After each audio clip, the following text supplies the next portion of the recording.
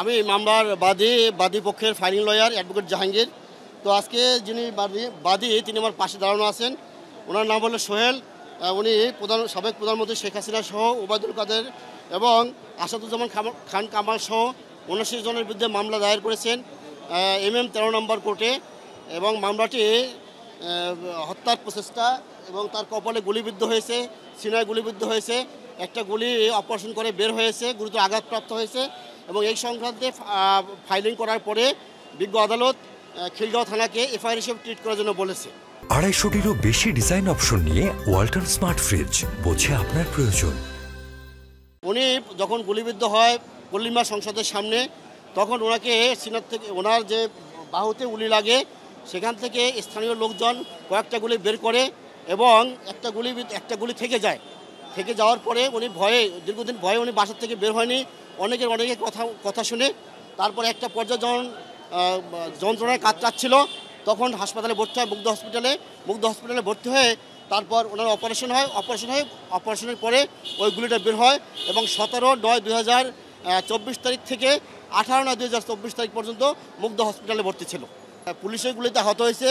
যেহেতু এই গুলিটা পুলিশের কাছেই থাকে, পুলিশের এটাকে বলা হয় ছড়া গুলি এবং শর্টগান ইউজ করে, শর্টগানের ভিতরে গুলিটা থাকে, সেই গুলিবিদ্ধ হয়েছে। এবং হ্যাঁ, আমরা আশা করছি আমি ন্যায় বিচার পাবো।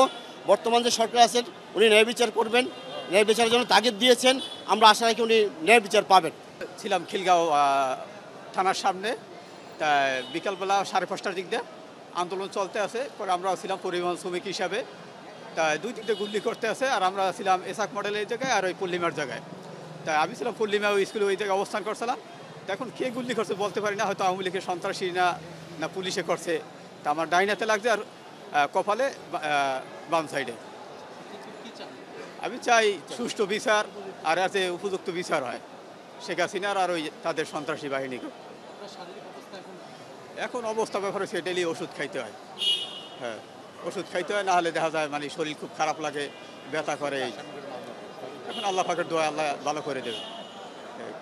এখন আর বলার কিছুই নাই। যদি এখন এই সরকার যদি বিচার করে,